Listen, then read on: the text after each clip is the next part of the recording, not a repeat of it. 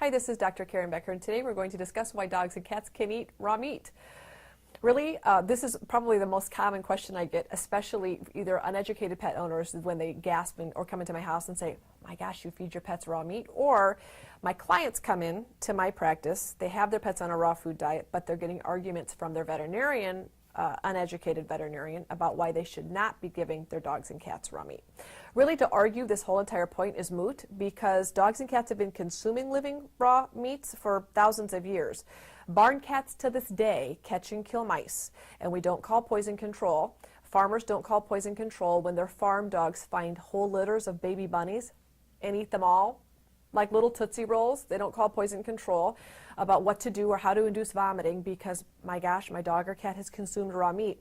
In those situations, most people's common sense kick in and they think, well, I understand that cats are designed to hunt mice, but I don't think I should be giving them raw chicken, when the truth is cats and dogs are both designed specifically, and they have adapted, their bodies have adapted to consume raw meat for the last thousands and thousands of years. Now, the first bag of commercial dog and cat food into the market about 100 years ago. So it's important to recognize that from a historical perspective, dog and cat food is brand new to the market. And in the last 100 years, your dog and cat's GI tract has not evolved to handle an entirely kibble-based diet. Now, what's interesting is because dogs and cats are amazingly resilient, and actually they're very capable of processing foods that aren't necessarily biologically appropriate. That has made for potential for abuse, dietary abuse, amongst the veterinary community, because in essence, dog and cat food, kibbled food in a bag, has become so convenient that we've recommended it in the last 100 years, and really out of a product sales, dog food sales and cat food sales are a multi-million-dollar industry. Out of us presenting this as, well, it's convenient, it's quick, it's cheap, there's no mess, there's no cleanup, you can just put it in the pantry, scoop a one or two scoops out, put it in your dog or cat's dish, and you're done for the day. Because we've marketed it so successfully, and because dogs and cats can eat it and survive, maybe not thrive, but survive, we assume that that's good enough. And actually, even in veterinary schools, we're not even taught anything else. You would feed dog and cat food. There would be no other concern. So this concept of actually feeding pets a living food diet is strange to some veterinarians, because their statement is, why don't you just feed your cat food, for crying out loud? Why do you have to make food, or why do you have to feed living foods? And really, when you come down to it and do the research, dogs and cats are designed to eat living foods, and they're meant to eat unprocessed, raw, healthful foods. And so it's a lot like deciding to give your child a meal replacement bar. You can do that now and then and get by, but you would never raise your child consuming an entire meal replacement bar. That's what we do for dogs and cats, unless, of course, you realize that you need to be including some living foods into your pet's diet for the success of their overall immune function, and because we want their organs to thrive. So, all that said, we have become a fast food nation. Most people feed their dogs dog and cat food, so the thought of feeding living foods is new and novel. Those of you that have been feeding living foods or raw food diet for quite some time probably do as much educating as I do when it comes to helping people understand why dogs and cats can do better on their species appropriate or evolutionary diet, the diet that they were actually biologically designed to consume. So I would say the biggest questions I get from uneducated veterinarians and people that have never thought about feeding their pets anything other than kibble or canned food is, number one, what about the parasites? And what I will tell you with parasites is this. Parasites, which are passed up the food chain, roundworms, hookworms, tapeworms, are found in the guts, in the entrails or gastrointestinal tracts of animals. We don't feed guts. Even if you buy a commercially available raw food diet, there are no guts in that meat, because guts are where the parasites are. If you make a homemade raw food diet, you don't include guts, which are stomach, small intestine, colon, large intestine. We don't include that part of the prey species because, for obvious reasons, that's where the parasites are.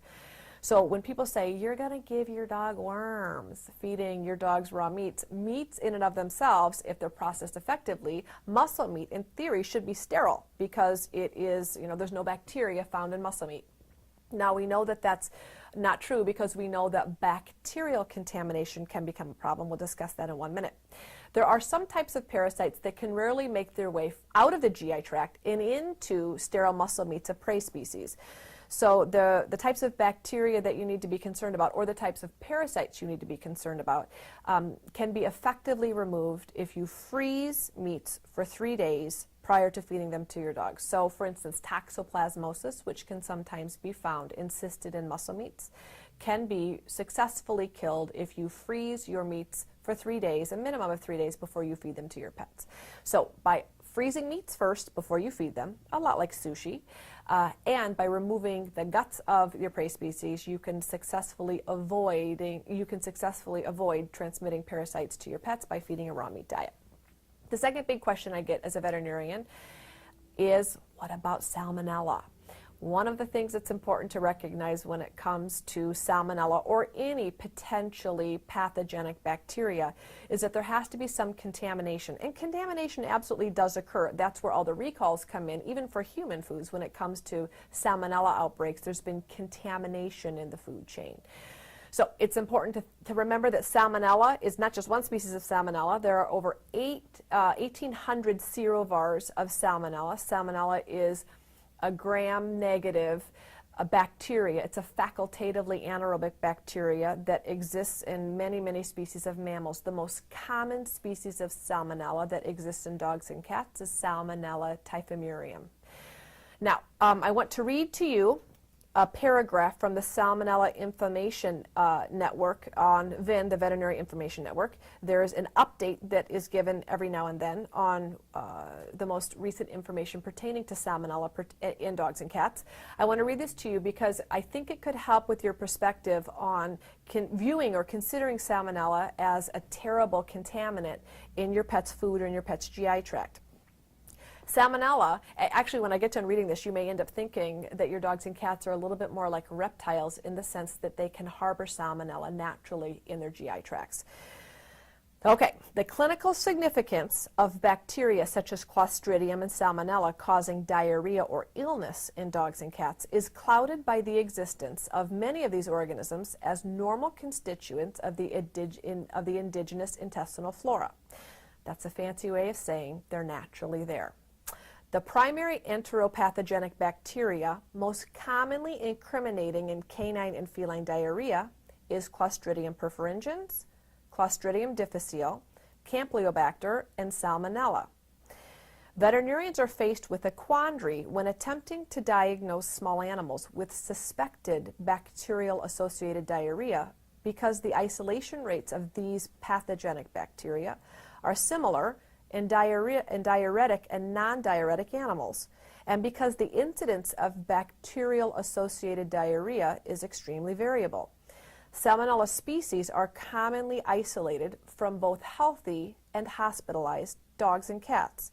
What they're saying in a nutshell is that dogs and cats naturally have some salmonella in their GI tracts, so it's not a ragingly foreign bacteria that they can acquire.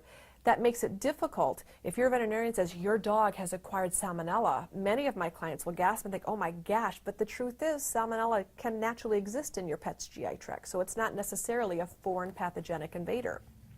This article goes on to say, factors that increase the likelihood of clinical disease from salmonella include the age of the animal, poor nutrition, the presence of cancer or neoplasia, and other concurrent diseases and stress, as well as the administration of antibiotics, chemotherapy, or glucocorticoids, which are steroids. So in conclusion, these potentially harmful bacteria that naturally exist in your pet's GI tract are there whether you feed raw foods or not. So people saying, well, my goodness, you could contaminate your pet with salmonella. Your pet already is contaminated with salmonella. Dogs and cats are designed to be able to handle these bacterial loads that are quite foreign to human GI tracts because they've evolved to be able to handle heavy bacterial loads in their food. They are well equipped via nature to be able to handle heavy doses of abnormal bacteria because they catch and kill live food. Dogs and cats' stomach acid is highly acidic. It has a pH of 1, and so we know that at that pH level, there's nothing that can survive healthy stomach acid. That stomach acid is there in such high quantities to be able to effectively remove many of these potentially contaminated meat sources. In addition, your dogs and cats are wired with a tremendous amount of bile, and bile is also antiparasitic and antipathogenic. So bile is a secondary defense. Dogs and cats have strong pancreatic enzymes that also help digest and break down food. And so their bodies are given built-in, God-given resources to be able to effectively cope with heavier bacterial loads.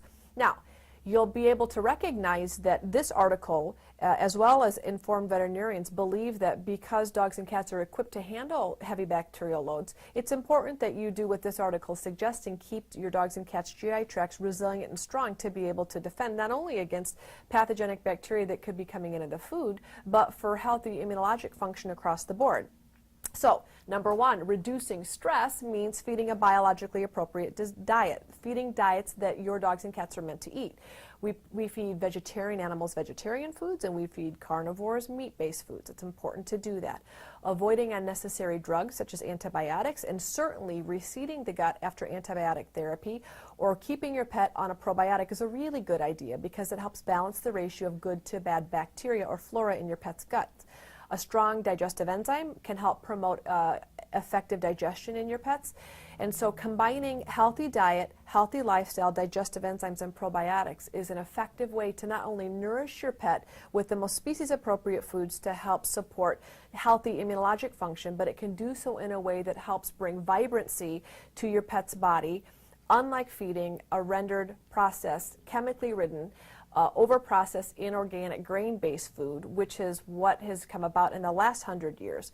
Pets aren't designed to eat those foods, and we know that the sooner we can get your pet onto a species-appropriate diet, which they were designed to eat and healthfully process, the sooner you can move along to helping your pet achieve vibrant health.